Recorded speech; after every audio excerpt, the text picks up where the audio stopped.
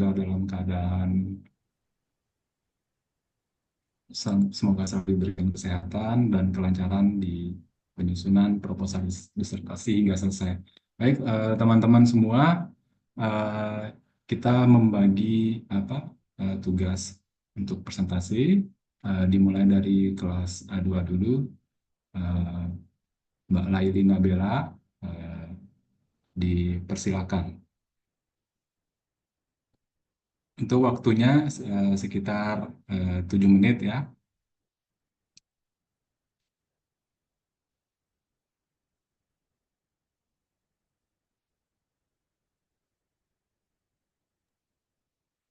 Bentar Bang ya.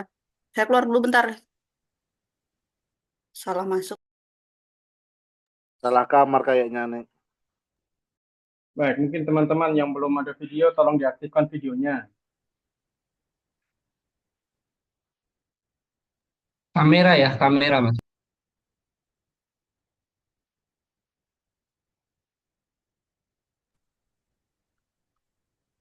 Sudah siap Mbak Leli?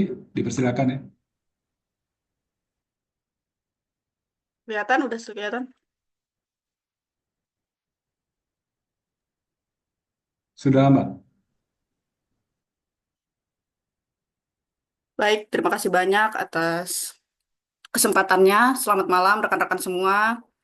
Perkenalkan nama saya Laina Bella Febriani. Hari ini saya akan memaparkan proposal saya yang masih sangat tentunya belum sempurna ya. Mohon untuk bimbingannya bagi rekan-rekan semua yang sudah sangat senior ini untuk saya. Jadi saya mau mengambil itu dengan tema pengembangan model latihan agility ladder ritme training pada atlet bulu tangkis. Dari latar belakangnya itu ya seperti kita ketahui lah olahraga bulu tangkis itu harus seorang atlet harus memiliki kemampuan fisik yang maksimal dalam dalam menghadapi sebuah pertandingan. Maka diperlukan bekal seperti footwork yang lincah, juga kecepatan yang harus dimiliki oleh atlet sehingga dapat memaksimalkan dari kemampuannya. Melihat dari hal tersebut, pentingnya kemampuan kelincahan bagi seorang atlet itu harus sepertinya sangat dimiliki oleh setiap atlet bulu tangkis. Dari hasil observasi saya di PBK Pos Baru itu dilakukan wawancara kepada pelatih. Eh, yang pertama itu dari ungkapan pelatih itu ada beberapa kekurangan. Yang pertama itu fokus dari atlet tersebut untuk melakukan latihan kelincahan. Sehingga kelincahan yang ada dari atlet-atlet itu dirasa kurang oleh pelatih. Nah, salah satu yang bisa dilakukan agar kelincahan atlet dapat meningkat, yaitu salah satunya menggunakan latihan ladder drill. Nah, berdasarkan dari hasil observasi itu, saya sebagai peneliti itu menawarkan adanya pengembangan model latihan agility rhythm training, yaitu merupakan latihan yang menggunakan ladder drill dengan menggabungkan ritme ketukan setiap irama dari 100 sampai 150 BPM. Hal ini dimaksudkan itu sebagai pengiringan gerakan awalan kaki berjalan dari pelan kemudian menuju cepat sesuai dengan alunan ritme yang diikuti oleh atlet.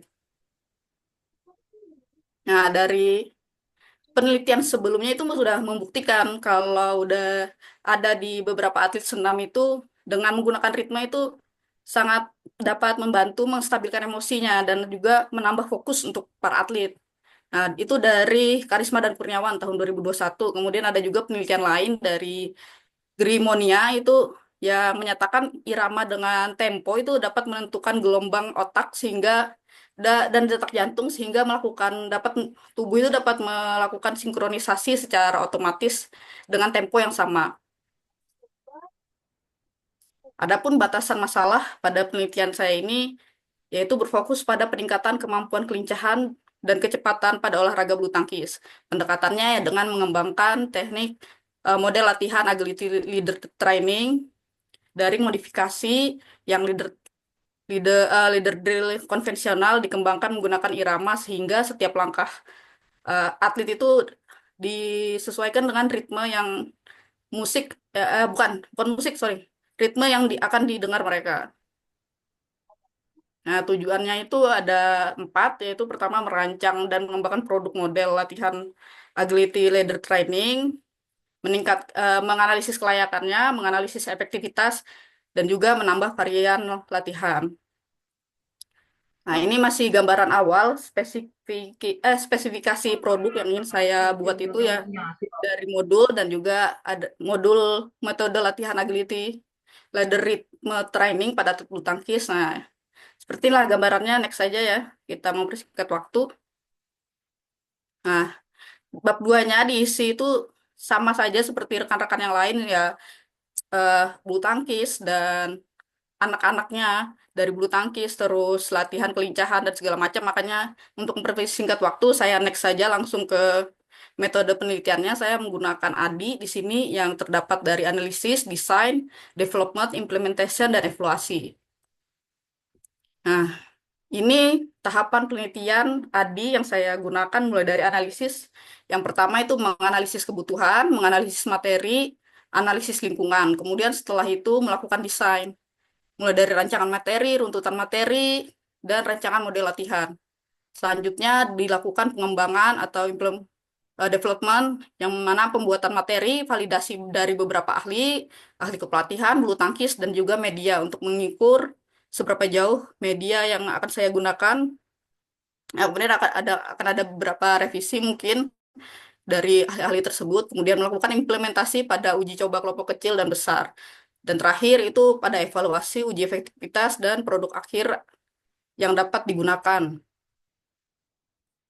Nah, teknik analisis datanya itu diperoleh dalam bentuk data kualitatif dan kuantitatif berdasarkan dari hasil analisis para ahli, praktisi lapangan, dan juga atlet. Nah, ini salah satu menggunakan dari angketnya, nanti kan ada beberapa angket yang harus diisi oleh para ahli itu menggunakan skala Likert yang dari 1 sampai 5. Nah, ini pilihan jawaban untuk pernyataan positifnya. Nah, kemudian untuk rumusnya itu saya menggunakan dari punyanya Akbar. Nah, ini dari validasi sama dengan ya pada umumnya aja lah. Nah, selanjutnya untuk technical datanya sama kriterianya dari Akbar tahun 2016, itu kualitas produk. Nah, yang terakhir itu uji efektivitasnya menggunakan one case study dari Subiono tahun 2019 dari hasil pemberian perlakuan atau treatment dengan membandingkan dengan hasil observasi setelah treatment, yaitu proses. Ya, sekian dari saya, terima kasih banyak. Ini perlu masukan nggak, Bang? Atau langsung di next? Eh, Apabila ada teman-teman ingin memberikan masukan, dipersilakan. Oh ya, boleh, boleh. Mungkin dari saya aja Mbak Leli. Boleh, boleh, Pak. Nanti mungkin yang di uji skala kecilnya itu sampelnya berapa orang atlet. Oh, oke, oke. Kemudian uji skala besarnya itu mungkin itu berapa atlet. Karena itu nanti mesti dimasukkan di Maka dilanjutkan yang draft presentasi. modelnya. Oke, Bro. Oh, siap, siap. Selamat datang, Bro. Lanjutkan. Saya sambil Datang, Bro. nyanyi. Sambil sekali-sekali jadi supporter. Siap, Iya, Bro. Bro. Mungkin kita nanti Pak Salmon di luar ini diskusi Oke, lagi. lanjut. Oke. Terima kasih, Pak. Silahkan bisa didiskusikan. Baik, teman-teman waktunya masih sekitar 6 menit. Jadi masih ada waktu untuk memberikan masukan demi baiknya disertasi Mbak Laini. Monggo, teman-teman. Sudah tadi saya mau ngomong dibilang lewat, jadi udah lewat aja. Dilanjutkan, Bang. Oke, apabila tidak ada, selanjutnya Mas Ido Harfianto. Sudah siap, Mas?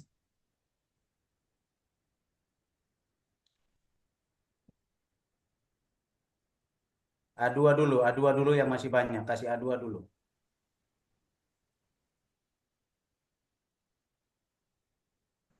Baik, setelah ini setelah Mas Yudo A2-nya 2 kali, Bang. Gimana Mas Yudo? Siap, siap, siap. Oke. Sebentar. Nah, ini mohon maaf saya belum sempat download di Canva ya.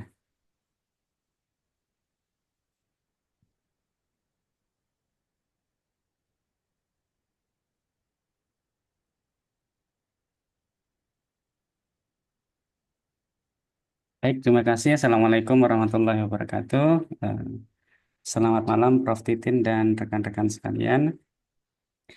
Perkenalkan nama saya Yudo Harfianto, ingin mempresentasikan terkait dengan usulan seminar disertasi terkait dengan apa yang akan saya lakukan ya, insya Allah ke depannya.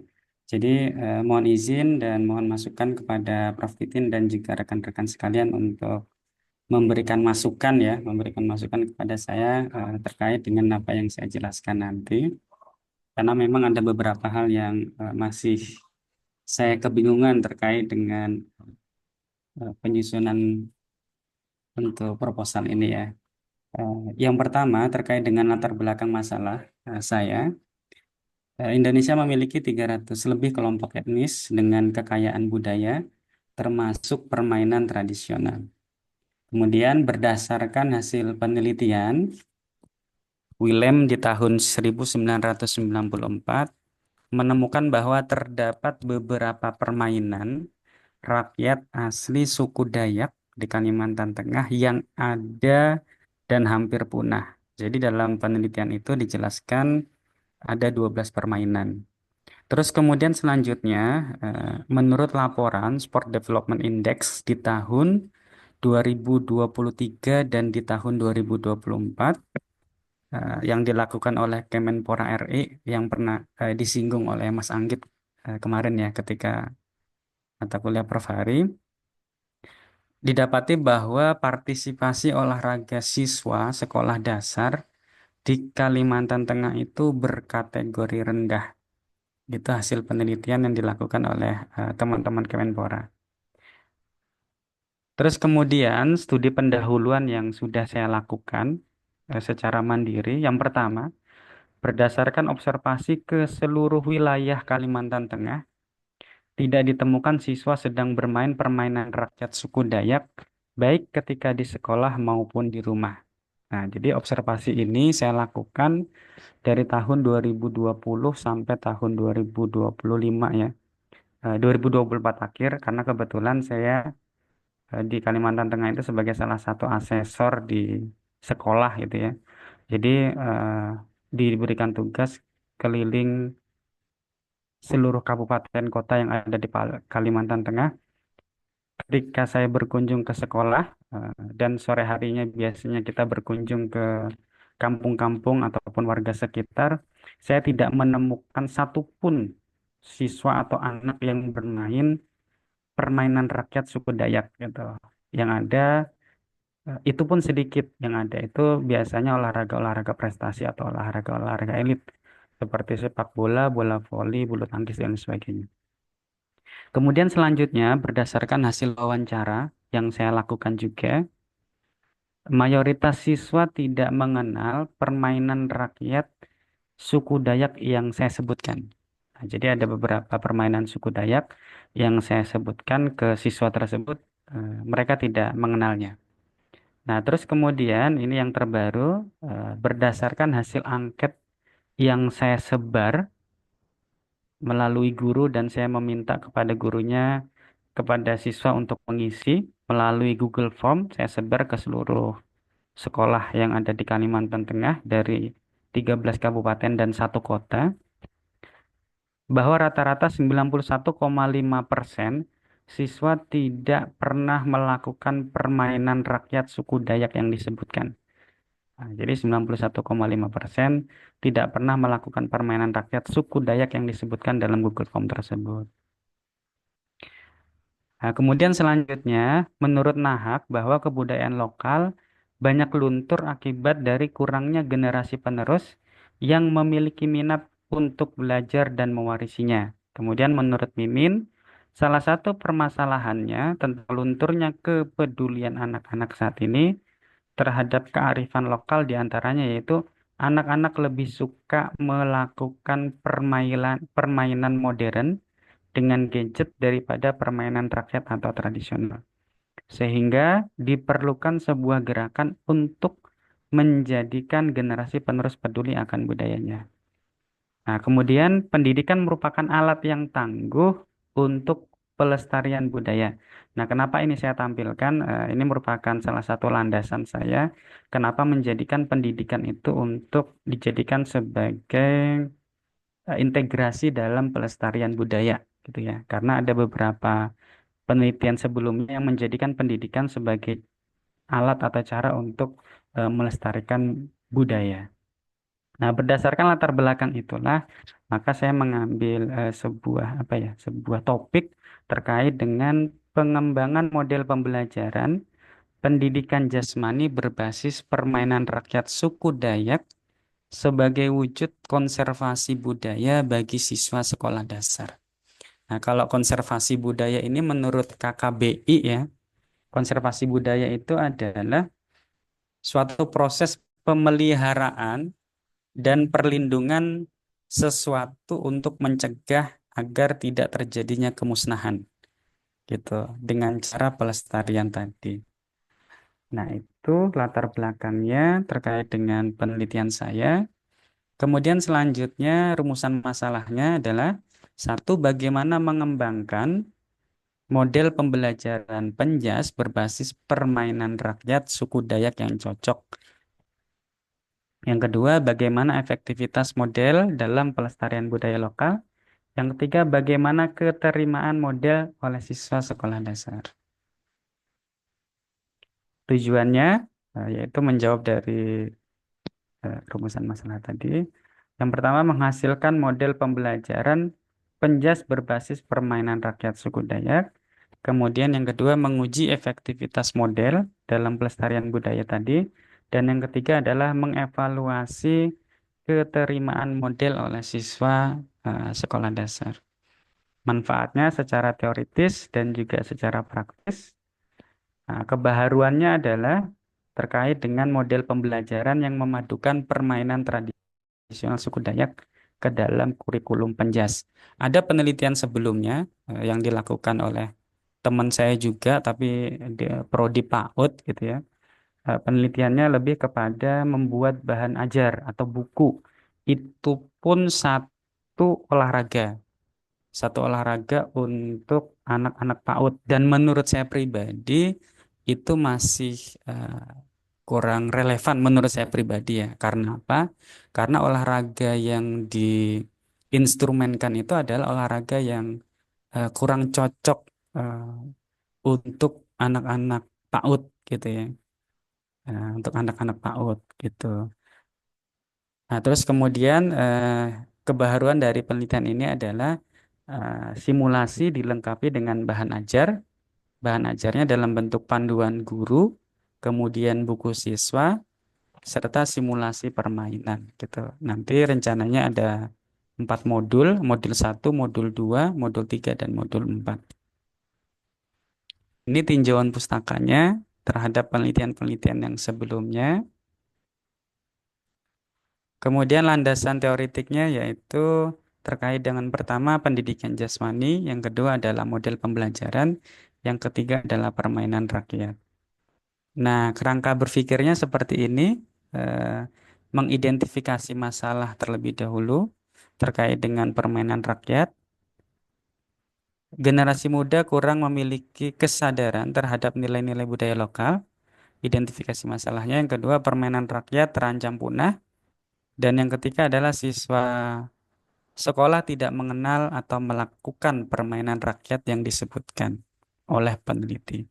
Solusinya adalah mengintegrasikan permainan rakyat ke dalam kurikulum dalam bentuk model pembelajaran. Ini sudah lewat 7 menit, ini sudah mohon dipersingkat. Oke, nah metodenya R&D dengan model Block and Gal ada 10 tahap. Kemudian prosedur penelitiannya Kemudian teknik pengumpulan datanya ada nanti observasi, wawancara, angket, dokumentasi, dan juga FGD. Gitu. FGD dilakukan untuk menguatkan hasil dari observasi, wawancara, dan juga angket serta dokumentasi. Nah, ini spesifikasi produknya, bahan ajar, simulasi, model pembelajaran. Kemudian analisis datanya ada kuantitatif dan kualitatif. Kuantitatif untuk angket, kualitatif nanti untuk wawancara dan juga observasi ya. Terima kasih. Semoga kita diberikan kelancaran dalam mengikuti program ini dan semoga kita semua lulus cepat. Amin. Amin, ya rabbal alamin. Amin. Baik, teman-teman, apabila ada yang memberikan masukan, tanggapan, dipersilakan. Sedikit Baik, aja Bang Yudo. Bang Mike, Ya, menarik sekali penelitiannya Bang Yudo nih. Apalagi animasi-animasi permainannya sudah muncul semua tuh di PPT-nya. Ini mesti berguru juga di Bang Yudo nih. Eh, apa usul aja terkait dengan produknya ini bukan hanya sekedar apa namanya dibukukan gitu atau apa sekedar buku apa bukan hanya buku modelnya tapi mungkin bisa dibuat eh, aplikasi di Android gitu supaya bukan hanya sekolah tertentu saja yang bisa melihat jadi semua sekolah di Kalimantan bisa melihat hasil karya Bang Yudo itu. Mungkin itu aja produknya. Terima siap, kasih. siap, siap. Terima kasih Bang Mike.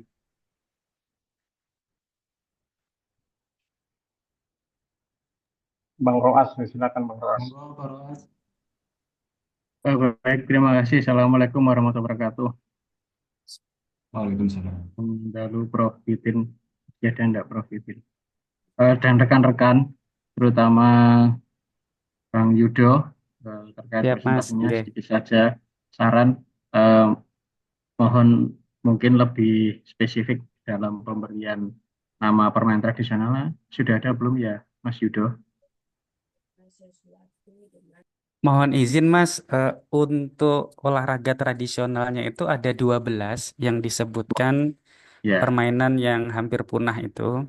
Gitu. ya, Tapi dari 12 itu yang menurut saya cocok dengan karakter anak SD ada 9 Mas. 9. Oke, Oke, nah 9 itu barangkali, rencananya mau saya ambil oke. semua. Oh semuanya, Oke, berarti kebanyakan eh, nanti. apa? Bukan modifikasi dari semua permainan tradisional itu Mas ya, jadikan satu bukannya, tapi semuanya malah justru dipakai, tapi dipilih beberapa gitu ya. Betul, oke. Baik, oke. Yang selanjutnya nyambung tadi Bang Michael ya, produk yang sudah akan dibuat barangkali bisa dihak ciptakan ya, Bang Michael ya. Tadi caranya gitu barangkali ada produk bisa jadi hak cipta itu nanti bisa tidak lanjuti videonya atau produknya bisa hak cipta. Baik, mungkin itu saja. Terima kasih. Siap, terima kasih Bang Roas, Mas Roas. Terima kasih, Mas Roas. Dan nanti juga kalau ada kesempatan ke Kalimantan pergi kita. Ya, Yuk selanjutnya, tiket dulu. eh, selanjutnya teman-teman dari A2, dua berturut-turut nggih, dipersilakan.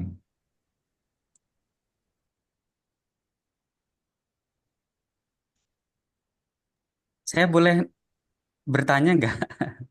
Monggo, monggo, Silakan Bang monggo. Yudo. Oke, Silakan, oke, Bang. siap, siap. Ah, Bang Yudo sebentar kalau masih ya. ada mengganjal silakan. Oke, siap. Sebentar ya.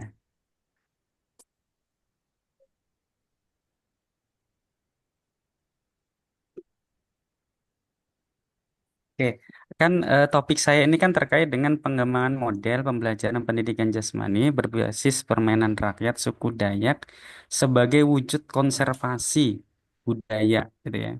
Nah, jadi memang yang saya agak sedikit masih kebingungan ini terkait dengan mengukur seberapa apa ya, seberapa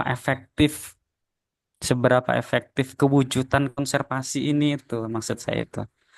Karena saya berusaha untuk mengadopsi pretest dan posttestnya itu nggak ada. Itu apakah saya harus membuat gitu ya atau seperti apa atau eh, harusnya yang diukur ini atau apa seperti itu. Nah, saya masih masih kurang paham terkait dengan itu. Tapi intinya adalah eh, bagaimana cara mengukur apa ya konservasi. ke ya unsur konservasinya itu maksud saya. Izin izin Oke, ini Mas Yudo ya. oke. Kita sharing-sharing saja karena kita sama-sama apa namanya meneliti tentang pengembangan. Eh, saya pernah sharing-sharing dengan kakak tingkat itu ketika instrumen kita tidak ada atau masih baru dan belum pernah ada yang meneliti, maka kita harus membuat instrumen tersebut. Dan biasanya itu nantinya instrumen itu dikaitkan dengan model pengembangan kita. Jadi ketika kita menguji produk kita sekaligus kita menguji instrumen kita. Karena kan biar satu kesatuan seperti itu.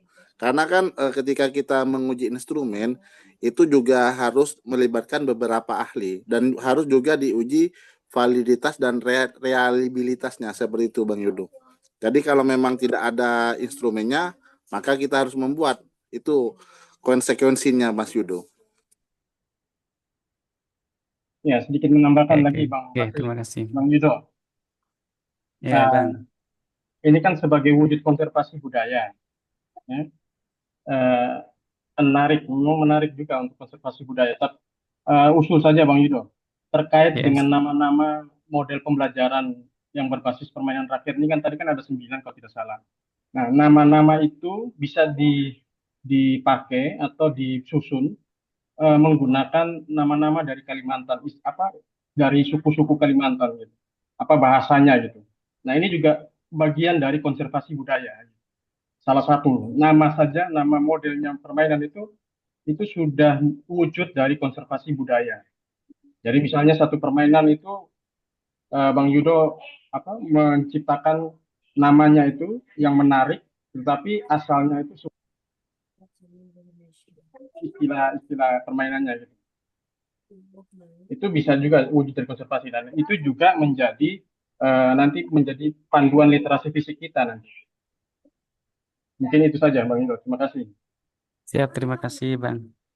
Oke, ini tambahan juga Mas Yudo ya. Kalau kemarin saya dapat masukan itu permainnya cukup satu saja, jangan terlalu banyak biar tidak melebar seperti itu. Dan juga di judul itu bisa permainan apa yang Mas Yudo angkat seperti itu. Karena kan beda permainan, juga beda karakteristik, juga beda SOP Bang Yudo. Bang Basri, kalau di pengembangan untuk terkait dengan model pembelajaran Penjas itu minimal 5 permainan, Bang. Tidak bisa satu. Itu yang disampaikan, memang sudah syaratnya seperti itu dan kemarin juga ditambahkan, disampaikan oleh Pak Sulaiman. Oke. Minimal 5 model permainan. Terima kasih. Oke, baik rekan-rekan. Mungkin kita bisa ke. Jadi sudah dipahami, Bang Siap, Yudo? siap. Oke, bisa dipahami. Oke. Nanti kalau misalkan ada masukan-masukan ketika bertemu di kampus bisa diberikan masukan deh. Prof. Oke. Titin juga boleh, sangat diperlukan masukan-masukan untuk saya. Terima kasih. Oke, terima kasih Bang Yudo. Selanjutnya teman-teman dipersilakan. Baik, Mbak Stella. Apa ini presentasi atau pertanyaan, Pak Silva? Presentasi. Oh, presentasi. Nona Stella mau duluan? Oh, Mas Roas Silakan dulu Nona ya? dulu. Mas Roas dulu kali. Itu, benar. Mbak Stella Nggak sudah ready, pasti itu, silakan. Oh, iya. Selama Monggo. Stella, Mas. Silakan Mbak Stella. Roas. Sudah share screen Mbak Stella dulu. Oke, ya. Makasih. Assalamualaikum warahmatullahi wabarakatuh. Salam sejahtera untuk kita semua. Selamat malam Prof dan teman-teman. Izin saya ingin mempresentasikan seminar usulan disertasi dengan judul Pengembangan Model Pembelajaran Motorik Dasar Berbasis Permainan Tradisional untuk meningkatkan kemampuan motorik siswa sekolah dasar di Kepulauan Arum. Next. Ya, yang menjadi latar belakang di sini di mana diketahui bahwa masa kanak-kanak itu adalah fase krusial untuk perkembangan motorik mereka, dan yang paling penting adalah keterampilan motorik dasar di sini tentang gerak lokomotor, non-lokomotor, dan manipulatif yang menjadi fondasi aktivitas fisik pada siswa.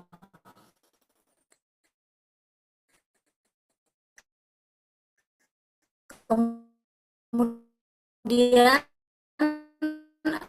berdasarkan data dari di mana dapat dilihat bahwa permainan tradisional ini memiliki nilai edukatif dan budaya yang dapat meningkatkan keterampilan motorik. Nah, di Kepulauan Aru sendiri ini memiliki potensi permainan tradisional yang dimana belum dimanfaatkan secara optimal dalam proses pembelajaran PJOK itu di sekolah. Yang kemudian menjadi permasalahan di sini diketahui bahwa kurangnya pemahaman guru dalam menerapkan model permainan, kemudian juga keterbatasan sarana dan prasarana, dan adanya rendahnya motivasi siswa dalam proses pembelajaran, kemudian minimnya referensi pembelajaran motorik berbasis permainan tradisional. Jadi ketahui bahwa kebanyakan guru di sana itu mereka lebih fokus kalau untuk pembelajaran motorik lebih ke teori saja, lebih jarang untuk mengasih praktik. Padahal kalau pada saat terlihat bahwa pada saat kita membuat festival olahraga tradisional yang diikuti oleh seluruh siswa di Kepulauan Aru, mereka sangat antusias untuk mengikuti permainan tradisional yang dibuat, dan itu terlihat bahwa ternyata gerak mereka itu bisa permainan tradisional ini bisa diterapkan dalam proses pembelajaran motorik di sekolah bagi siswa. Nah, berdasarkan permasalahan tersebut ini, maka saya dapat nanti mengembangkan model pembelajaran motorik dasar berbasis permainan tradisional, di mana sebagai upaya untuk meningkatkan kemampuan motorik siswa sekolah dasar di Kepulauan Arum. Next, Lee.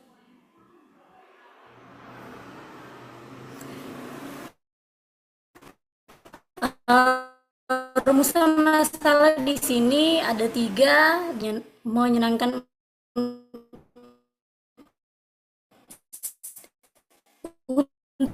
untuk siswa di SD Kepulauan Aru, pelajaran berbasis permainan tradisional untuk meningkatkan keterampilan dasar. Untuk mengembangkan model pembelajaran motorik dasar berbasis permainan tradisional yang menyenangkan, kemudian menganalisis efektivitas model, dan yang ketiga adalah menganalisis kelayakan model pembelajaran berbasis permainan tradisional.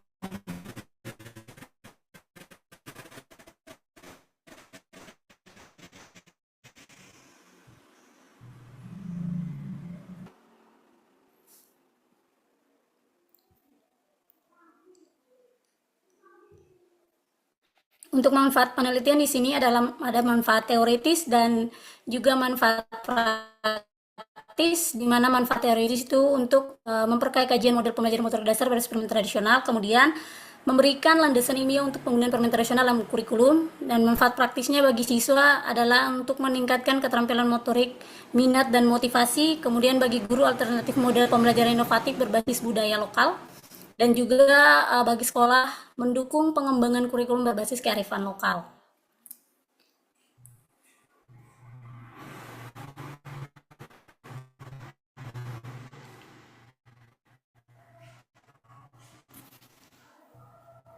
Next.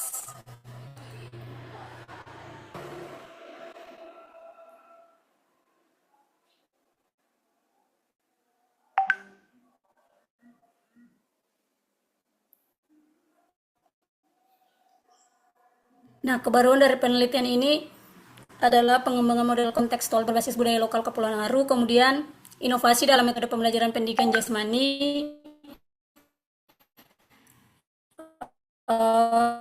dan juga studi empiris tentang efektivitas permainan tradisional yang meningkatkan kontribusi terhadap pelestarian budaya pencil seperti Kepulauan Aru dengan akses yang terbatas.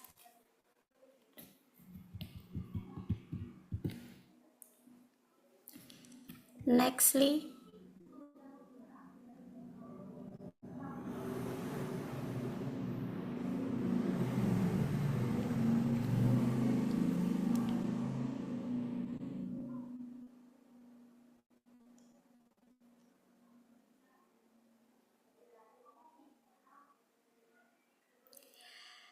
Untuk spesifikasi produk yang dikembangkan di sini ada 3. Yang pertama, bentuk dari model pembelajaran motorik dasar berbasis permainan tradisional. Kemudian jenis permainan tradisional yang memiliki unsur gerak motorik dasar seperti lari, lompat, lempar, keseimbangan, dan juga koordinasi. Dan yang terakhir adalah buku panduan pembelajaran.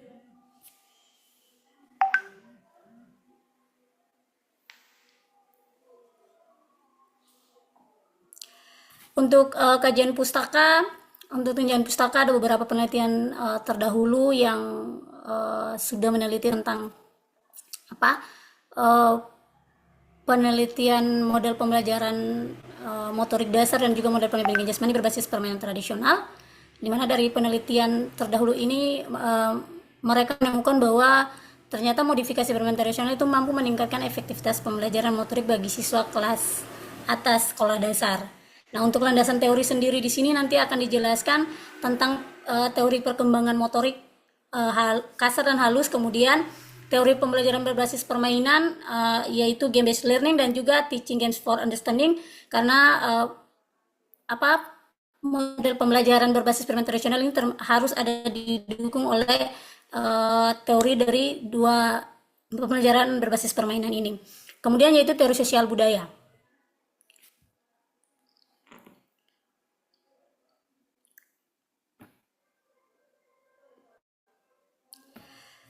Untuk kerangka berpikir sendiri, di mana saya mengidentifikasi permasalahan yang terjadi,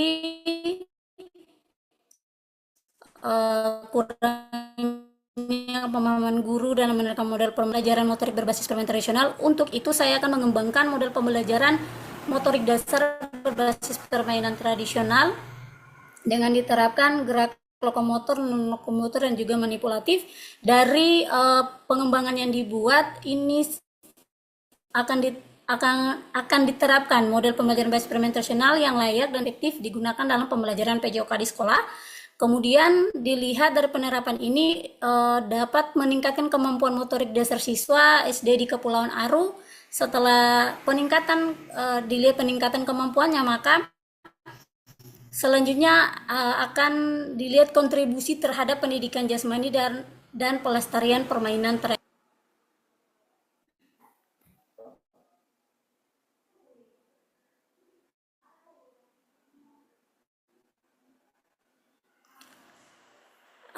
bab 3 untuk desain penelitian. Penelitian ini desain penelitiannya pengembangan Research and Development, penelitian pengembangan dengan model Borg and Gall. Untuk prosedur penelitian sendiri adalah penelitian pengembangan yang digunakan mengacu pada model pengembangan oleh Borg and Gall dengan 10 tahapan pelaksanaannya. Kemudian sumber data dan subjek penelitiannya, di sini sumber data dari ahli, kemudian subjek dalam penelitian ini adalah siswa sekolah dasar di Kepulauan Aru.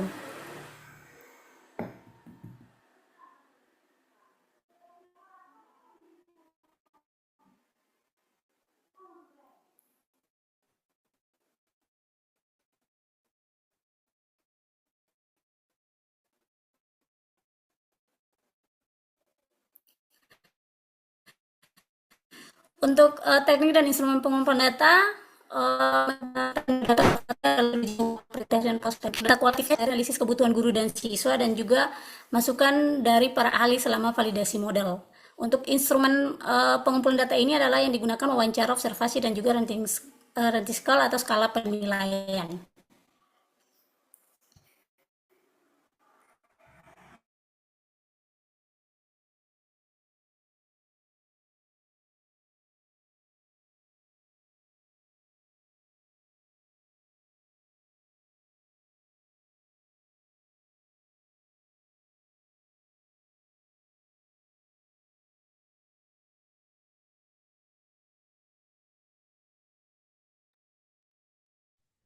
Sepertinya Mbak Stella terlempar dari Zoom.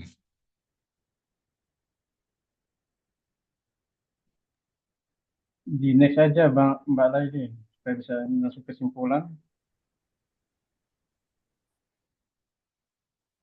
Teknik analisis data, uji statistik, diferensial, uji T, berpasangan, bandingkan nilai pretest dan Iya, post-test. sekian.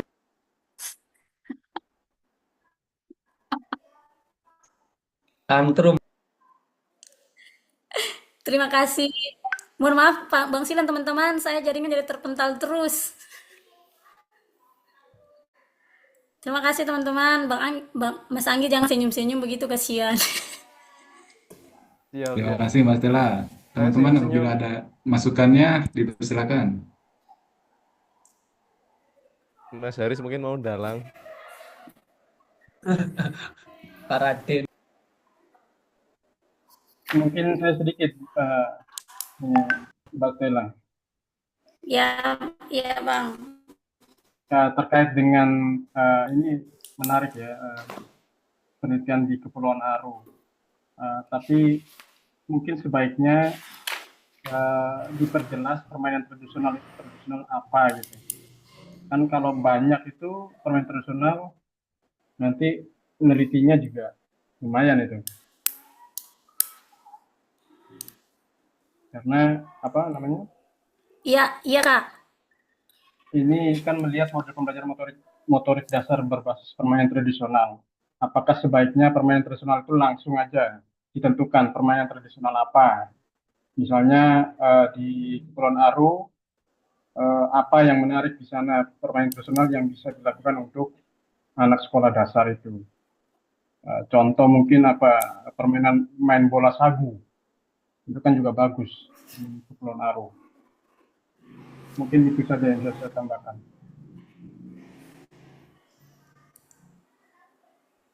Sedikit mungkin Mbak Stella, Iya. mungkin pas uji skala kecilnya ditentukan berapa jumlah sekolah, kemudian diuji skala besarnya jumlah sekolah, jadi gitu mungkin. Izin Mbak Baik, Stella. Bang Sil. Terima Silakan Pak Ras. Oke. Ini suara Mbak Stella yang putus-putus Ya, di tempat saya Mas atau Roas. tempat yang lain ya? Sama semua Mas, memang Oh, sama putus-putus semua. jaringannya. Oke. Baik, Mbak Stella, barangkali lebih fokus mau pakai fase A, B, atau fase C. Tuh, atau semuanya dipakai A, B, C. Kalau SD ya. Kemudian Ya, siap. indikator keterampilan motorik itu akan seperti apa instrumen tesnya? Apakah tes praktek, pakai apa instrumen untuk psikomotornya, fokus di psikomotor saja, atau kognisi afeksinya tetap disinggung? Itu barangkali masukan. Terima kasih.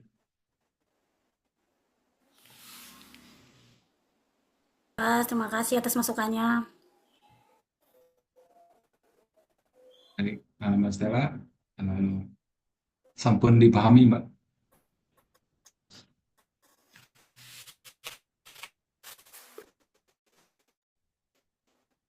Oke, selanjutnya Mas Roas dipersilakan. Presentasi. Ya. Oke, Mas. Oke. Izin share screen. Bang Sil. Baik, sudah nampak nggih? Sudah. Sudah, Mas. Ya, alhamdulillah. Bismillahirrahmanirrahim. Assalamualaikum warahmatullahi wabarakatuh.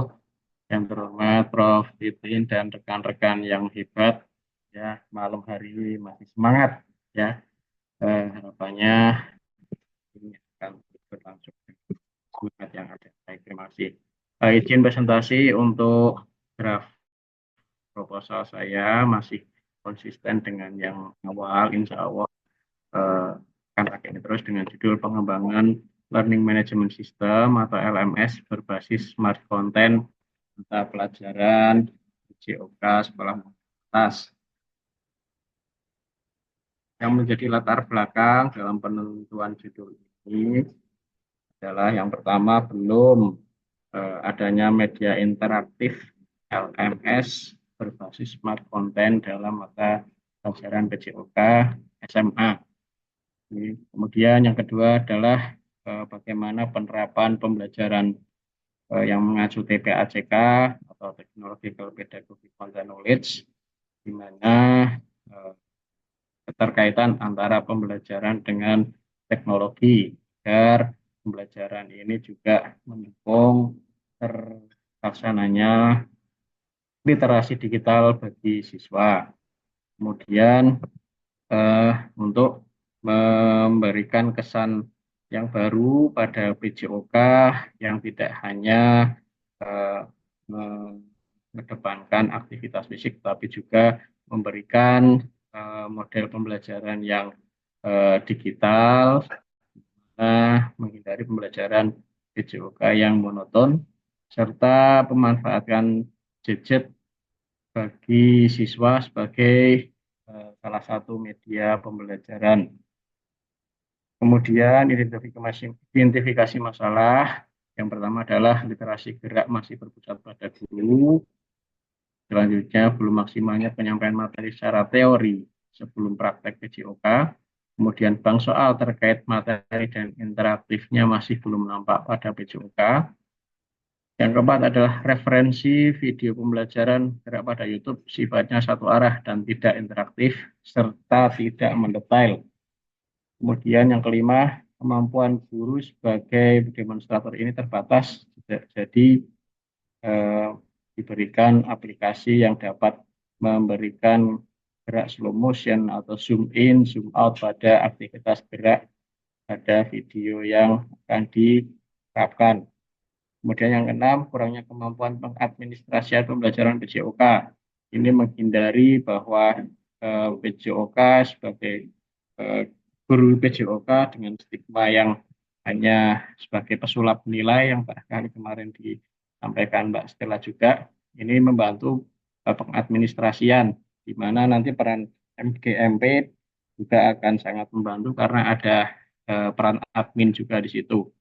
Kemudian 7, kurangnya pemanfaatan sarana multimedia dan jaringan internet di sekolah pada PJOK.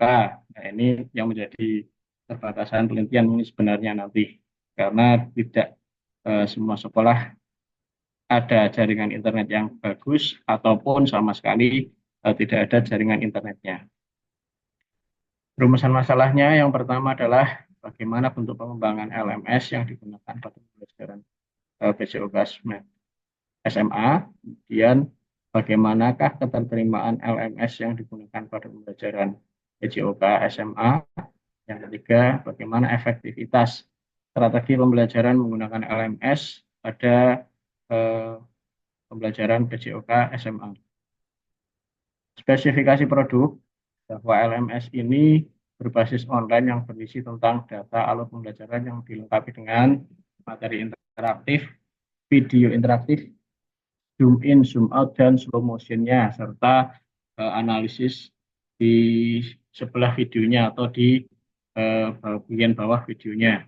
Kemudian bank soal interaktif yang dapat digunakan sebagai aktivitas kognisi di sini, serta unggah penugasan.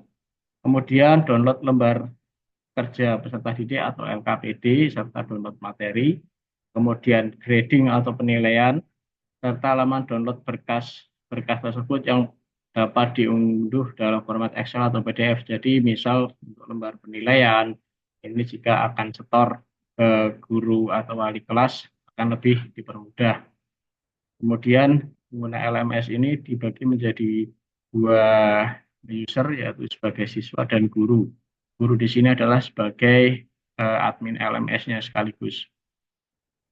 Kajian teori, beberapa teori yang akan saya angkat. Yang pertama, tentang bagaimana strategi pembelajaran PJOK itu sendiri, kemudian peran media pembelajarannya, kemudian ruang lingkup pembelajaran PJOK yang berisi materi-materi yang akan dirangkum dalam LMS ini, kemudian metode dan model pembelajaran PJOK secara umum dan secara khusus yang akan muncul dalam LMS ini. Kemudian bagaimana kajian tentang Technological Pedagogical and Content Knowledge atau TPACK serta penerapannya dalam pembelajaran penjas. Metode penelitiannya menggunakan prosedur pengembangan dari box and goal, di mana ada validasi ahli, kemudian uji skala kecil, skala besar, dan dengan harapan produk ini tercipta berupa produk LMS atau Learning Management System PJOK.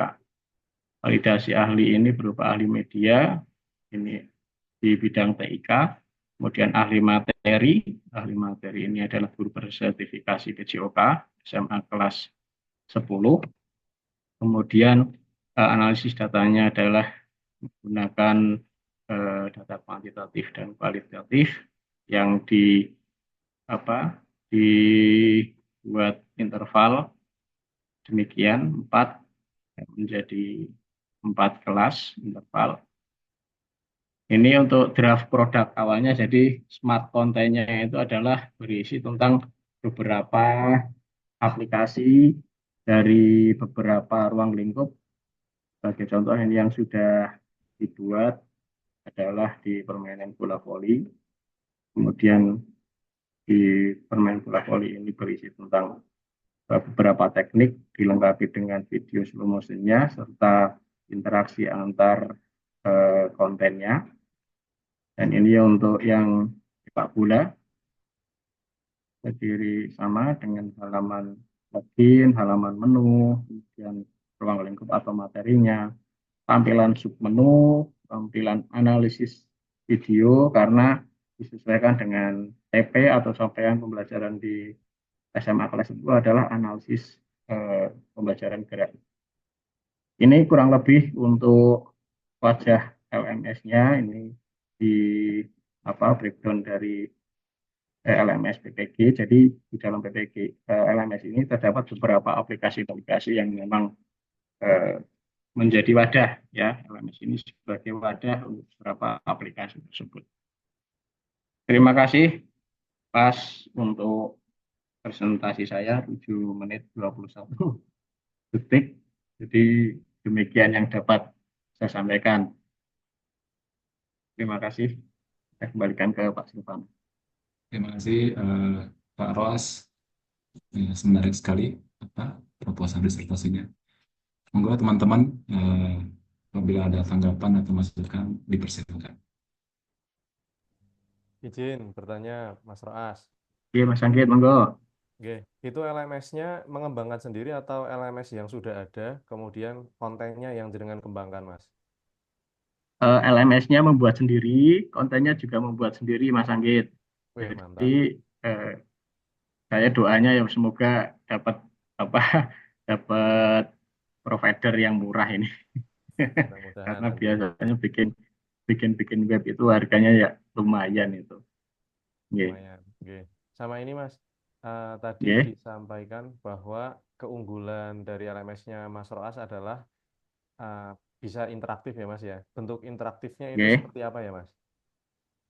Interaktifnya jadi ada misal di bank soal Mas Anggit, bank soal kalau di situ ada pilihan ganda A, B, C, D, jadi tesnya itu kan sesuai dengan apa yang kita pilih. Misal jawab A, direspon atau jawabannya benar apa langsung di situ. Kemudian di videonya, video itu ada pilihan video gerak normal, gerak slow motion, zoom in-nya, zoom out-nya. Jadi detail gerakannya akan lebih terlihat. Misal saya ingin melihat bagaimana tumpuan atau perkenaan bola, misal dengan kaki, itu akan diklik zoom, zoom-nya akan mendekat, kemudian bila sudah cukup akan di zoom out, akan kembali ke tampilan awal lagi. Jadi tampilan yang ada di aplikasi tersebut bisa disesuaikan dengan apa yang kita minta. Berarti interaksi antara komputer dengan pengguna ya, Mas Roas ya? Yes. Bukan interaksi antara guru dengan siswanya langsung, bukan, tapi antara komputer dengan pengguna ya? Untuk guru dengan siswa itu antara seperti halnya misal nih di bank soal tersebut tetapkan yang buat soal kan adalah gurunya Mas Anggit. Jadi siswa menjawab apa di situ muncul yang memang kliknya ya dari siswa itu. Misal ada diskusi di situ di Elena pun sama ada kolom diskusi itu kan juga bagaimana nanti siswa menambahkan hasil, misal guru menambahkan di situ topik, silakan ditanggapi. Tanggapan itu adalah berupa interaksi antara guru dan siswa dalam kolom diskusi di Elena atau LMS tersebut, Mas Anggit. Oke, Ada hal seperti itu. Kalau kata Mas Faisal itu ini menarik sekali. Kalau kata Mas Pur yang artinya apa? Yang artinya cukup dari saya kembalikan ke Pak Silvana. Iya, Mas Anggit. bener. Sambung ya, Mas Ros. Mas Anggit. Gimana, menarik sekali. Benar sampaikan Mas Anggit, Mas Ros. Kalau di pendidikan di PJOK itu bentuk interaktif itu ada tiga. Bisa siswa ke guru, siswa dengan siswa, atau siswa dengan media pembelajaran. Ini Mas Roas yang ketiga, berarti siswa dengan media pembelajaran. Itu bagus sekali. Ini tadi Mas Roas ditanya Mas Anggit, ini bikin sendiri, semuanya bikin sendiri. Bikinkan yang tingkat SMP Mas Roas. Perlu sekalian. Gitu ya Mas Roas ya. Satu saja. Siap. Makasih Mas Kalau Roas, ditunggu SMP itu, Matusun Mas Faisal, tanggapannya.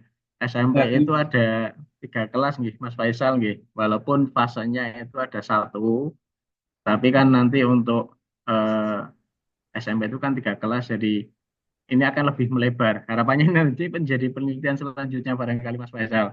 Ini Amin. kita coba di SMA dulu kelas 10, fase CDE, fase E di mana analisis itu. Ini mengutamakan analisis dulu. Insya Allah nanti ada produk SMP, ada produk SD, mohon doanya barangkali ada Mas Roas, investor. jual mahal dikit Mas, jual mahal dikit Mas.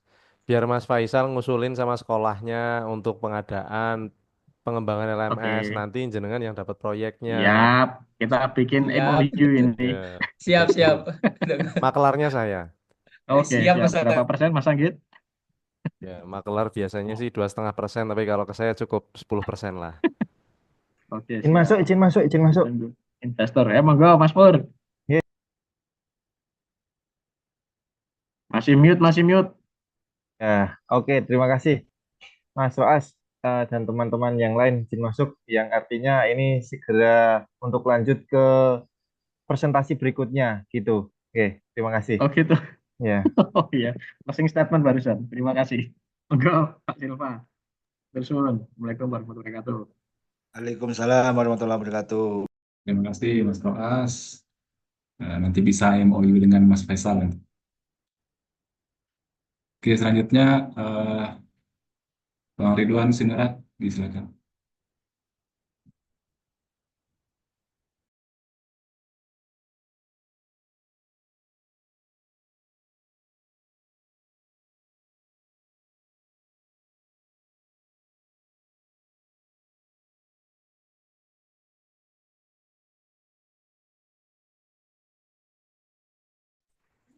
Oke.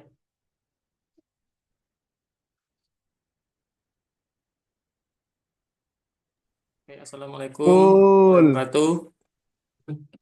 Waalaikumsalam warahmatullahi wabarakatuh. Izin teman-teman semua, ini rencana usulan disertasi saya.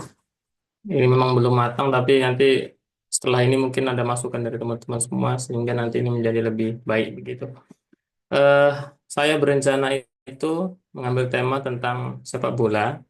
Jadi pengembangan model latihan kecepatan dan akurasi syuting secara holistik pada pemain sepak bola posisi penyerang gitu. Jadi judul ini kemarin saya buat dengan sepak bola posisi 7, 9, 11 gitu. Karena penyerang itu kan ada 3 posisi di 9, 7, 11.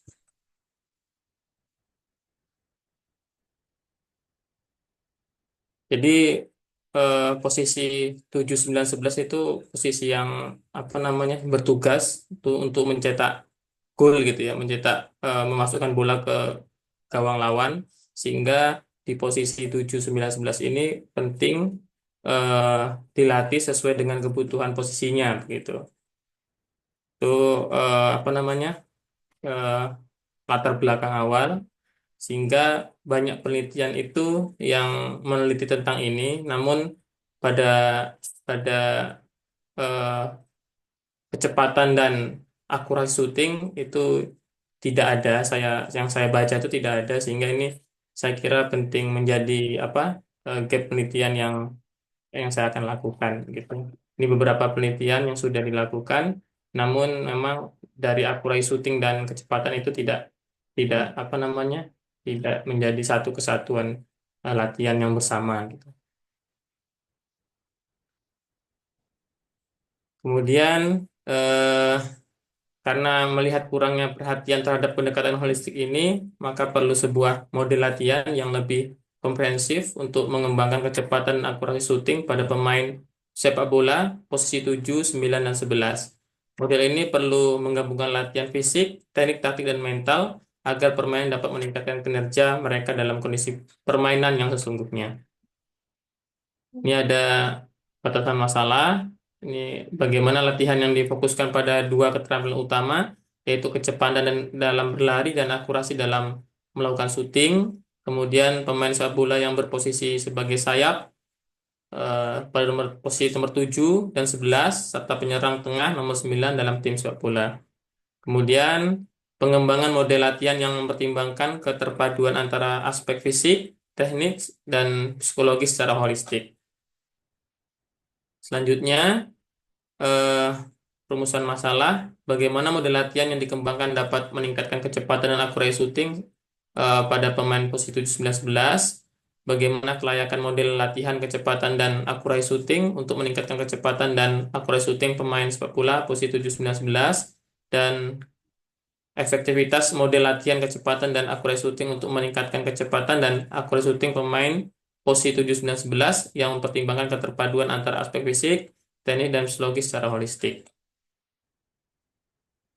Ini tujuannya mengembangkan model latihan yang terpadu untuk meningkatkan kecepatan dan akurasi shooting pada posisi pemain 7, 9, 11, kemudian bagaimana menguji kelayakan model latihan, kemudian bagaimana untuk menguji efektivitas model latihan kecepatan dan akurasi shooting pada pemain posisi 7, 9, 11, dan yang mempertimbangkan keterpaduan antara aspek fisik, teknik, dan psikologis secara holistik. Manfaat penelitian nanti ada teoritis dan praktis. Nah, ini keterbaruan penelitian. Yang pertama itu sebelumnya sebagian besar penelitian sebelumnya itu mengembangkan latihan yang fokus hanya pada satu keterampilan, misalnya kecepatan saja atau akurasi shooting saja. Kemudian yang terbaru bahwa penelitian ini mengembangkan latihan yang mengintegrasikan kecepatan dan akurasi shooting dalam satu latihan holistik ya, yang menyeluruh, yang memperhatikan hubungan antara kedua keterampilan tersebut. Kemudian pada posisi pemain, sebelumnya itu pemain itu pada seluruh posisi pemain itu dijadikan sampel, namun pada penelitian yang saya rencanakan itu hanya di posisi penyerang, baik 7, 9, dan 11. Kemudian mengintegrasikan aspek mental dan psikologis dan teknik begitu, teknik, psikologis, dan mental. Ini ada 3 keterbaruan dalam penelitian ini. Ini kerangka berpikir bahwa ada posisi penyerang dalam sepak bola menjadi krusial ya, yang bertugas memasukkan bola ke gawang lawan. Kemudian kecepatan berlari dan akurasi shooting sangat dibutuhkan oleh pemain penyerang. Lalu model latihan holistik yang mengintegrasikan unsur fisik, teknik, dan psikologi, namun masih terbatas penelitian yang mengkaji model latihan kecepatan, sehingga solusinya adalah bagaimana mengembangkan model latihan secara holistik, gitu. Nah, ini metode penelitian, desain penelitiannya menggunakan model ADI gitu ya. Kemudian prosedur penelitian. Dalam tahapan ini nanti ada beberapa tahapan yang dilakukan.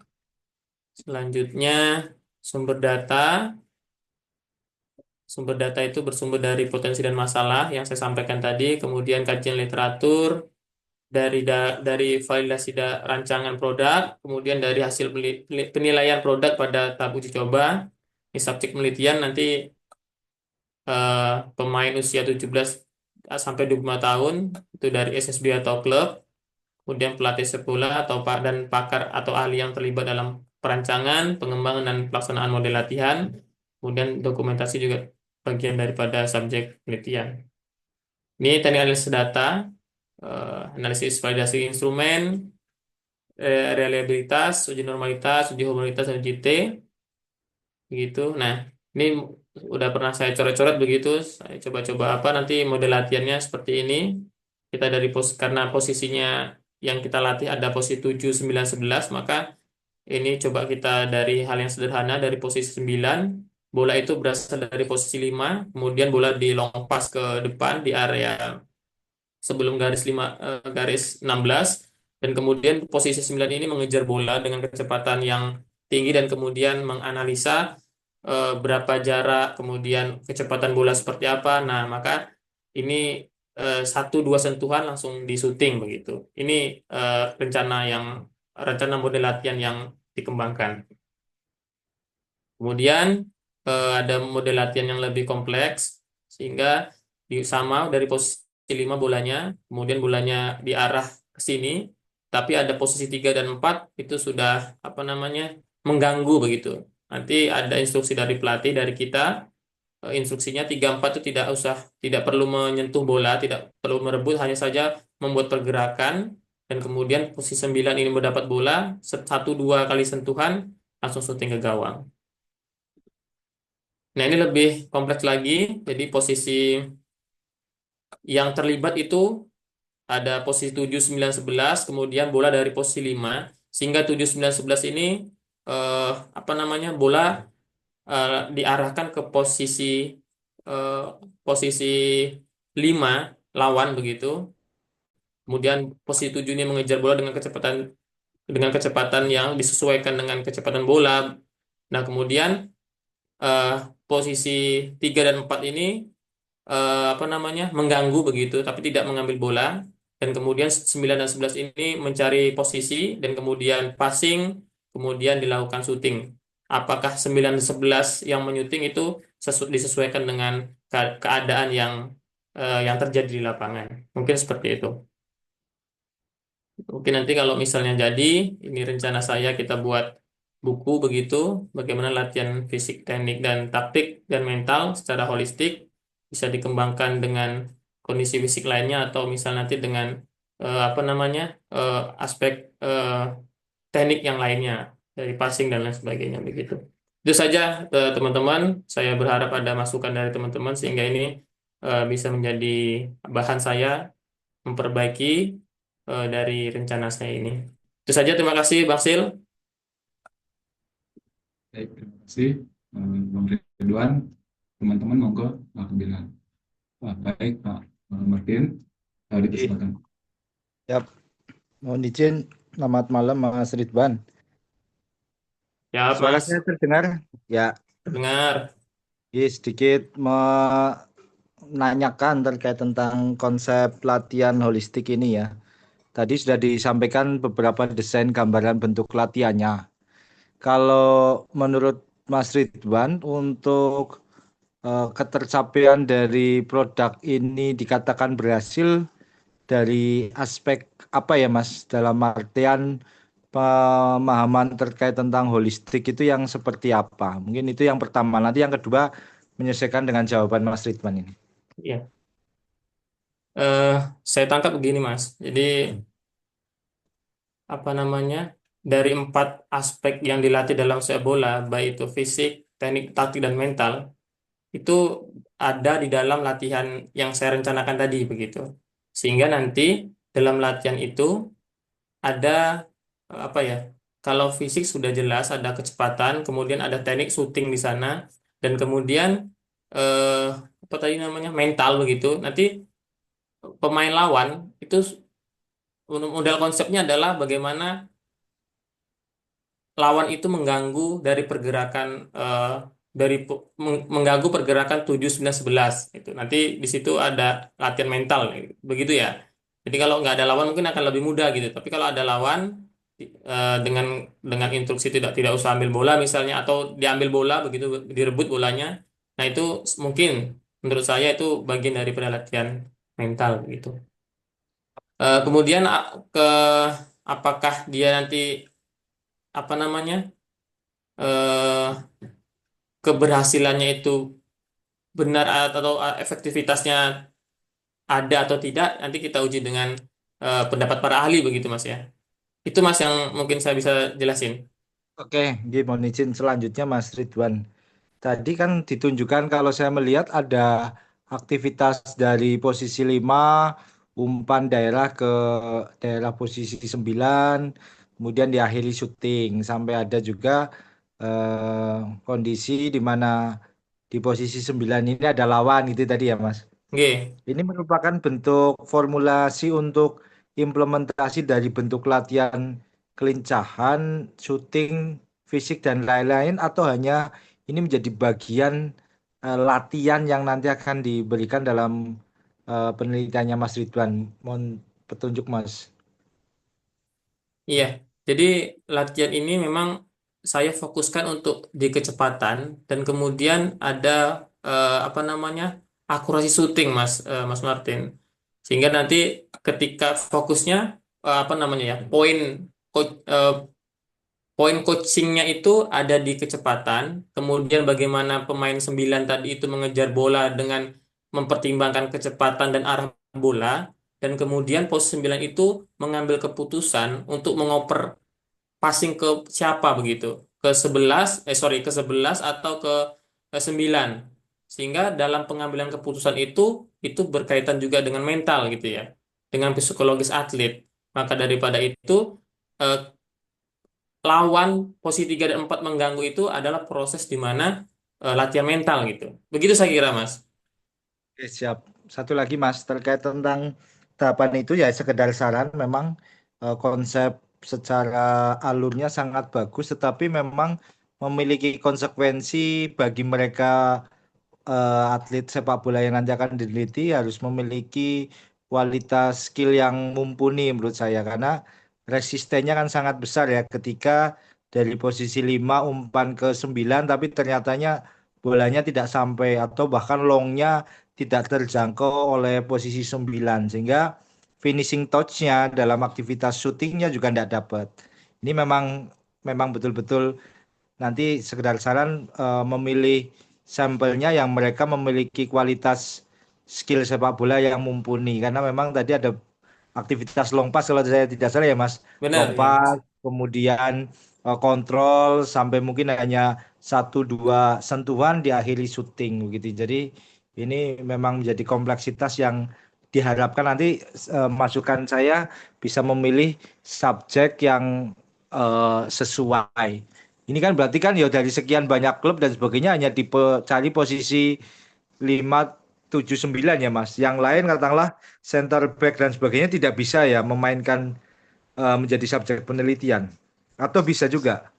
Benar, Mas. Jadi kita rencana saya itu memakai apa namanya pengumpulan sampel dengan purpose sampling sehingga nanti usia 17 sampai 25 dan teman-teman pemain tuh di usia 17 sampai 25 dan mereka itu minimal sudah 2 tahun ikut digabung di klub atau 2 tahun minimal latihan gitu. Sehingga dalam proses teknik dasar passing kemudian long pass itu tidak menjadi permasalahan ketika nanti saya melakukan penelitian itu begitu. Oke, siap. Jadi fokus di posisi 5, 7, 9 ya. Tidak ada Oke. aktivitas 6, 9, 11 begitu itu kata Tidak, Mas ya. sebelumnya. Ya, Oke. 7, 9, 11 Mas itu Mas Martin. Rencana saya begitu. Enji, siap. Terima kasih. Saya Oke. kembalikan ke Bang Sil. Oke, Terima kasih Mas matur nuwun. Martin masukannya. Baik, satu lagi ya dari Mas Aris, silakan. Ya, selamat malam, Bang Ridwan. Malam Mas, Ya, ini kita diskusi Mas. Maksudnya saya mungkin judulnya hampir sama dengan modelnya Mas Ridwan. Kalau saya di basket, Mas Ridwan di sepak bola. Untuk R&D ini kan pasti nanti produknya kan akan diuji efektivitas ya Mas ya. Jadi saya juga intinya diskusi juga sih ini, karena kan Mas Ridwan juga pernah jadi pelatih fisik gitu ya.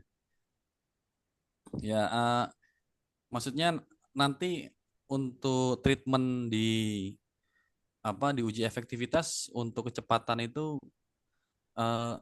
frekuensinya berapa lama gitu Mas? Maksudnya agar anak ini atau remaja ini bisa meningkat kecepatannya gitu ketika diberi treatment dari modelnya Mas Ridwan. Karena saya juga nanti bakal juga kasih treatment juga gitu, maksudnya biar kita bisa diskusi di sini gitu. Begitu Mas. Iya, iya. Jadi kalau lihat dari apa namanya sistem energi gitu ya, kalau saya perhatikan latihan saya itu nanti kalau lama-lama misalnya 15 repetisi gitu dengan istirahat yang istirahat yang pendek gitu, itu mungkin jadi latihan daya tahan gitu. Maka nanti saya siasati setelah dia melakukan apa namanya, misalnya posisi 9 itu melakukan sprint, kemudian passing dan teman lainnya shooting begitu. Nah, satu sampel itu melakukan sprint dan kemudian mengambil bola dan mengambil keputusan apa yang dilakukan, apakah shooting atau passing, maka setelah itu dia istirahat per repetisinya itu sekitar lebih dari 60 detik gitu. Karena memang sebelum ini saya juga penelitian tentang apa namanya tentang kecepatan gitu, bahwa kecepatan yang bagus itu latihannya ketika istirahatnya itu juga panjang, agak agak panjang begitu. Ya misalnya satu kerjanya, 3 istirahatnya mungkin seperti itu.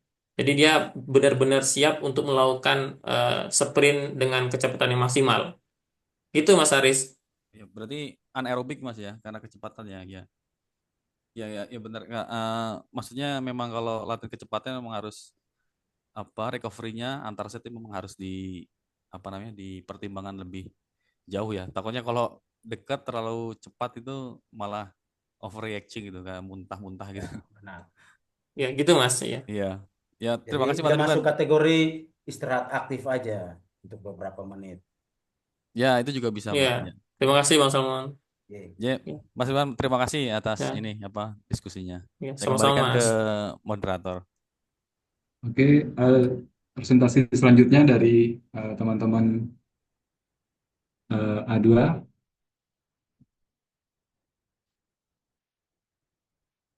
Sudah semua kan? Dipersilakan. Saya boleh, Mas? Silakan, Mas. Ini rekamannya akhirnya dipantang terus gini, Bang Sil.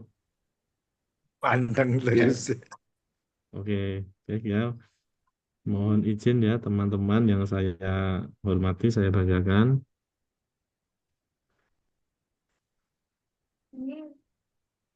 Ya, saya sudah menyiapkan 49 slide ya. Bentar, ini belum nampak. Istimewa. Wah, Gas, meniki gas. pemateri utama. Sekalian seminar nasional itu, Bang. Om Martin, timer Om. Siap, langsung.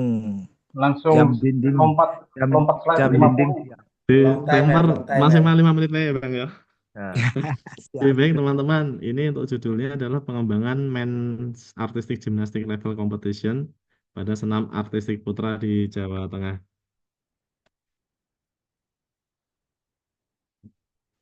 Kemudian untuk latar belakang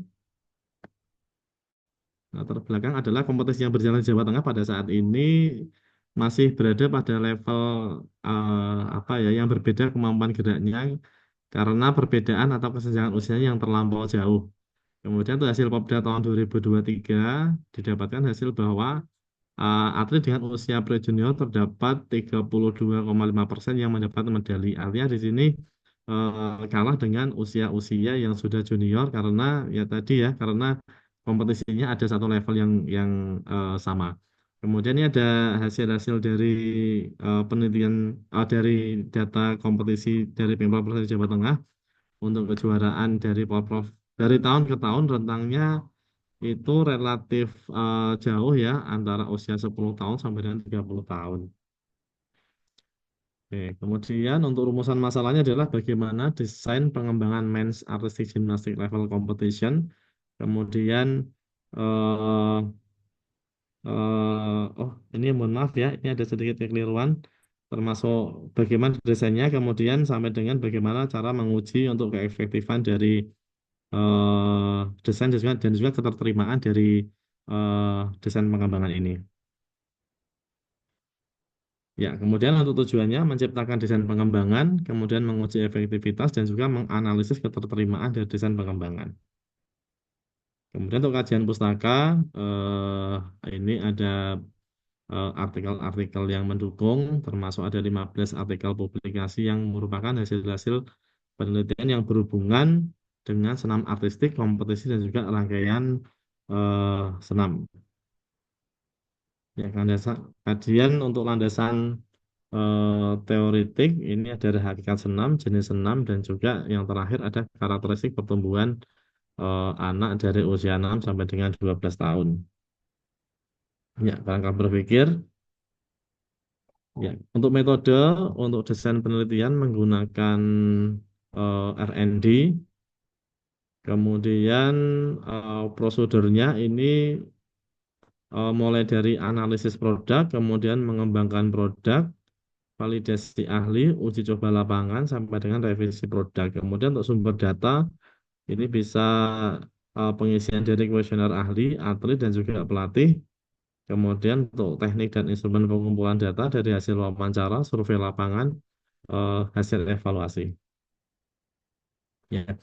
Kemudian untuk konsep-konsep yang akan mohon maaf, ya, konsep yang akan dilakukan untuk ahlinya adalah melibatkan ada 8 ahli.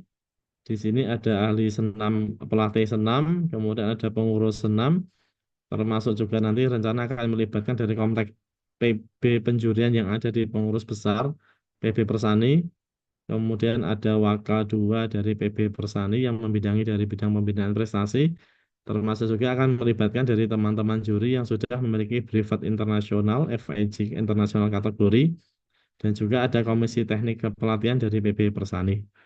Dan juga ada pelatih dari melibatkan dari daerah lain. Kemudian untuk daftar uji skala kecilnya akan menggunakan atlet dari Padi dengan jumlah 10, kemudian ada juri 1 orang, kemudian pelatih 1 orang, dan juga dari kota Semarang. Sehingga untuk uji skala kecil konsepnya akan menggunakan 19 atlet, kemudian untuk uji skala besar akan menggunakan 36 atlet. Ya, kiranya itu teman-teman. Ini mohon masukan, saran dari teman-teman. Kiranya ada hal-hal yang perlu saya tambahkan. Terima kasih. Kurang lebih mohon. Assalamualaikum warahmatullahi wabarakatuh. Ya gitu Bang Silvana. Terima kasih. Pas 5 menit Mas Agus, Jos. Oke. Enggak jadi 49 slide ya Bang ya. Sekali Mas Agus. Jadi Ya, monggo baik. mohon masukan dari teman-teman. Silakan teman-teman bila ada saran masukan. Ada tidur apa ya? Sedikit aja Mas Agus, hanya konfirmasi aja. Ini hanya untuk berlaku men ya, women day ya. Alasannya apa ya Mas? Iya Bang, karena kalau untuk mengulik yang woman juga itu perlu waktu dan energi yang luar biasa Mas. Jadi kan dari satu men saja itu sudah ada 6 alat yang akan disusun untuk rangkaian kompetisinya. Jadi rencana akan menggunakan 3 level, level 1, level 2, level 3, kemudian masing-masing level itu sudah ada 6 alat. Jadi 6 kali 3 ada 18 rangkaian gala yang akan disusun. Kalau tambah putri nanti akan semakin luas Mas, sehingga ini sementara dibatasi pada yang cowok dulu saja.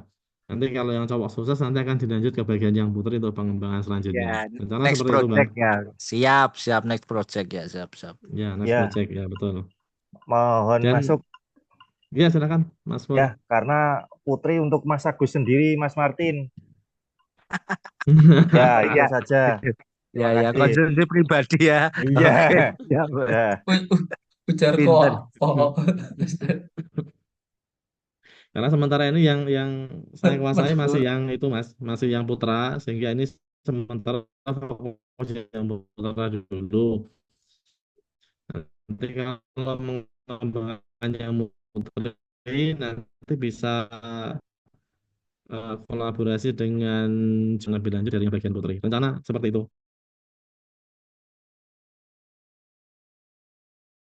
Mohon sharing juga dari teman-teman ya untuk masalah keefektifan untuk bagaimana mengukur dari hasil-hasil produknya yang sudah jadi. Barangkali nanti akan mencoba berdiskusi dengan teman-teman dengan topik yang sejenis, dengan penelitian yang sejenis untuk bagaimana mengukur keterterimaan, uji efektivitasnya bagaimana akan banyak sharing dengan teman-teman. Terima kasih teman-teman. Ya, begitu Bang Silvana. Bang Diego Silva. Terima kasih.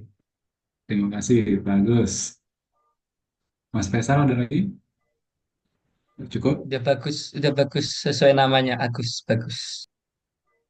Baik, terima kasih Mas Agus. Selanjutnya Saya ya. teman-teman A2. Silakan Mas Pur. Oke. Catherine. Berapa slide ini Mas Pur? Mas Pur carry way. Mas Pur terakhir nih kayaknya. Ini dia jam 9. Gongeki terakhir. Ini stadion Mas Pur. Ya, kelihatan belum ya? Tepat di 21.00 Mas. Selesai. Iya, siap Bang. Berarti Belum kan kelihatan Mas. 9. Sudah kelihatankah, teman-teman? Kok ada dokter sudah? Sudah. Nah, gini ya, kelihatan ya? Hasilnya 1-3. Oke, terima kasih teman-teman. Bismillah, selamat malam. Assalamualaikum warahmatullahi wabarakatuh. Salam. Malam. Mas Doni kiper wi. Ya, saya akan mencoba merepresentasikan seminar usulan disertasi saya sesama tim pengembangan ya. Lanjut saja karena mengingat waktunya sudah cukup malam. Jangan lupa Mas Martin di timer, semoga kurang dari 7 menit. Oke, untuk judul disertasi nanti ada pengembangan tes identifikasi keberbakat cabang olahraga sepak bola KU 13 berbasis website ya. Nanti sama Om Roas bisa bersharing pengalaman Om sama-sama website nanti. Siap. Oke, selanjutnya ya. Ini yang pertama ada novelty penelitian. Yang pertama ada pendekatan berbasis website di penelitian sebelumnya itu masih berbasis software punyanya Pak Wirnawan dari Jogja dan juga berbentuk akhirnya ada 2 produk, yang satu di software, yang satunya buku. Nah ini di website, dan yang punya Jogja juga tesnya masih antropometri hanya di berat badan dan tinggi badan. Yang kedua, penggunaan data yang interaktif ini diperlukan, artinya data yang bisa diakses oleh semua orang dan hanya terkoneksi internet. Yang ketiga, terkait dengan target usia khusus KU 13, yakni di filosofi sepak bola Indonesia atau di Indonesia itu ada 4 kategori. Yang pertama kelompok 6-9 tahun itu baru fase permainan, untuk K13 fase 10-13 itu fase pengenalan, 14-16 itu sudah tingkatan di atasnya, dan yang terakhir adalah fase 17 plus ya, kalau kata Mas Haris itu di 17 plus. Terus yang selanjutnya ada instrumen tes, nanti ada mulai dari antropometri, biometrik, tes komponen kondisi fisik, dan yang terakhir adalah tes keterampilan sepak bola. Tentunya yang kelima adalah mendorong minat sepak bola usia kelompok U13. Selanjutnya untuk latar belakang ini ada yang pertama ada Impres nomor 3 tahun 2019 tentang percepatan pembangunan persepak bolaan nasional, yang di dalamnya salah satunya pemanduan bakat sepak bola. Untuk yang lainnya nanti bisa dicermati bersama-sama. Yang kedua ada faktor empiris di lapangan. Dari risetnya Nielsen Sport, ternyata di Indonesia itu 77% sepak bola diminati. Ya, ini memang sudah dari penelitian Nielsen Sport dari Jepang. Yang ketiga, pemain naturalisasi timnas dilihat dari matchday ke-8 dan ke-9 kemarin kualifikasi Piala Dunia, 27 pemain yang diundang itu hanya 11 pemain yang asli Indonesia. Selanjutnya, identifikasi masalah. Yang pertama adalah pentingnya identifikasi keberbakatan dalam sepak bola. Yang kedua, perkembangan teknologi dalam dunia pendidikan dan olahraga, dan yang ketiga, kebutuhan akan tes yang efektif dan efisien untuk usia kelompok dini. Yang ketiga, batasan masalah. Yang pertama ada fokus pada kelompok usia U13 tahun, yakni antara 10 sampai 13 tahun. Yang kedua, lingkup penelitian terbatas pada cabang olahraga sepak bola. Yang selanjutnya, rumusan masalah. Yang pertama ada apa saja sih komponen yang harus ada dalam tes identifikasi keperbakatan sepak bola, yakni ada 4, antropometri, biomotor, fisik, dan tes keterampilan sepak bola. Yang selanjutnya, bagaimana cara mengembangkan tes berbasis website yang efektif untuk anak 13 tahun. Selanjutnya, untuk tujuan penelitian, yang pertama mengembangkan tes identifikasi keperbakatan sepak bola berbasis website, dan yang kedua menguji validitas dan reliabilitas tes yang akan dikembangkan. Selanjutnya, untuk manfaat penelitian, yang pertama ada bagi pelatih dan pengurus klub sepak bola atau sekolah sepak bola. Yang kedua, tentunya bagi anak-anak itu sendiri dan orang tua yang mempunyai peranan juga tidak kalah penting dari pelatih. Yang ketiga, bagi pengembangan ilmu pengetahuan di bidang olahraga. Kok tidak bisa lanjutnya ya?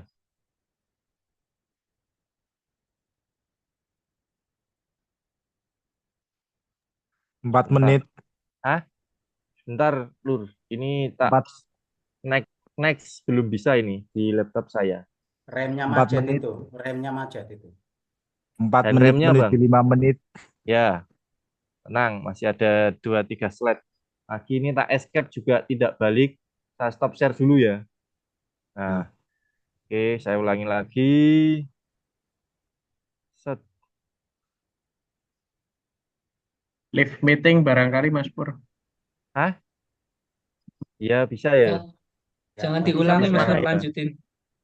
5 Ini Oke, aja udah menit. ya. bisa. Sampun, Bisa. sampun. Ini aja ya. Iya.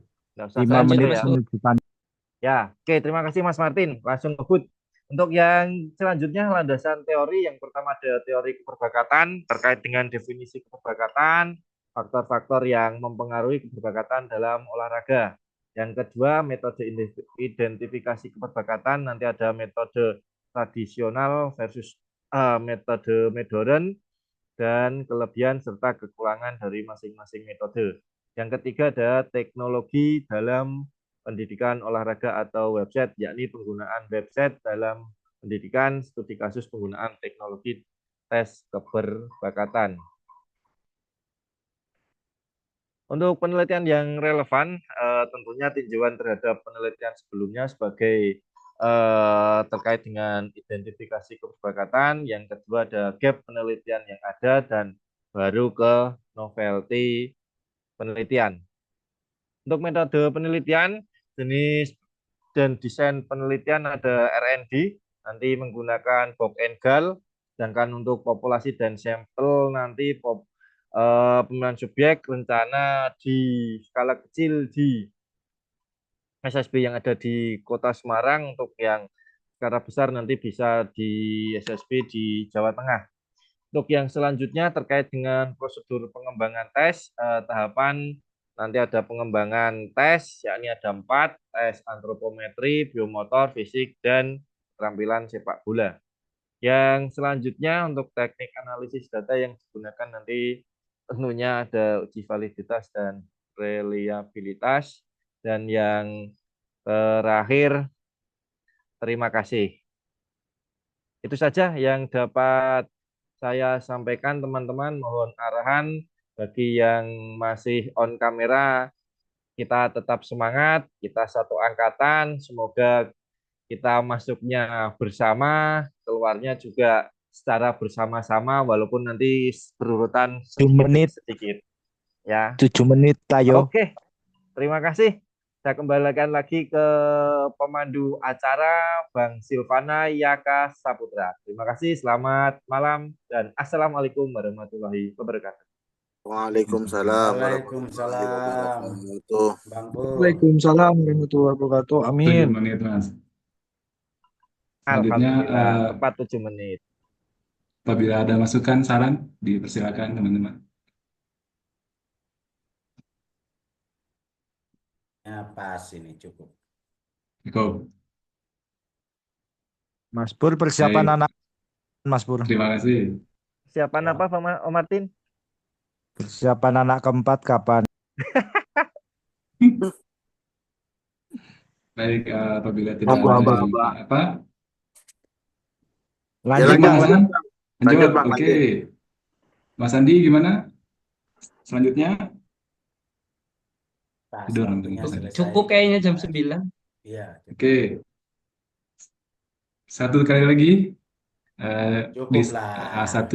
Cukup lah, Bang Sil. Nanti masih ada pertemuan berikut lah, Bang. Saya Ini belum. Bang Sil mau tuh, Bang Sil mau. Ya, Bang Deadline-nya Sil kan malam ini moderator, Bang jadi Sil, kita cukup bos. minggu Oke. berikut dead, lagi. deadline-nya Bang deadline-nya Bang Ridwan. 359 Pak Silva. Nanti barangkali Zoom ini butuh waktu untuk convert video. Ya, Deadline-nya oke. 2359. Beliau mintanya. Nanti Ya, kalau kalau misal tambah-tambah satu tidak kepanjangan, apa-apa. Saya timer Bang Silva, tidak apa-apa. Ayo 7 menit mulai dari sekarang, Bang Silva, silakan. monggo. Artinya biar tidak kepanjangan. Ya, Iya, karena ayah apa convert ke ininya masih lama nanti. Nggak apa-apa. bagaimana mau Nanti sekarang atau Minggu depan aja, Bang Silvana. Minggu depan tanggal 1 karena minggu depan libur, libur. Kamis. Ya, Ya, ditunda hari lagi itu. kan. Nanti kita online Ya udah, kan. sekalian Bang. Nanti minta waktu tambahan Prof untuk convert video gitu. Ya. Besok lah. Oh, besok. tidak apa-apa. Oke, Bang Silva mintanya Saya, besok. teman-teman. Besok jam biar berapa, Bang? semua bisa ya. Besok jam Nah, berapa? ini presentasi sekalian aja, Bang. Ini buat Maksudnya buat minta diskusi, habis buat presentasi malah sudah selesai. Ya, Bang Sil, ya, segera sekali. langsung presentasi list, Sisan. Kalau Cepat, mau Bang besok Sil. nanti bareng saya, Pak Sil dengan Pak Ganjar kayaknya juga belum. Iya, Biar nanti masih ada beberapa temennya. teman, biar sekalian aja. Iya, biar ada temannya, ada Mas Andi juga. Oke, berempat. Iya, gitu. Oke. Tenang, nanti aku temenin lagi deh. Ya, Oke. pokoknya ikut anak. Kalau ada link Ikut terus Zoom-nya, pokoknya. masuk. Ya, kalau ada link Zoom di grup, pokoknya masuk. Ya. Ya, pokoknya Oke. masuk pokoknya. Kalau Asal Mas baterai full ya. bisa Mas Hasan. Ya, Bang Yoga ya. Asal baterai full. Ya. Oke, Aman, ditutup aman. Bang Silva. Oke. Kalau Oke, memang ditutup, mau Oke. mulai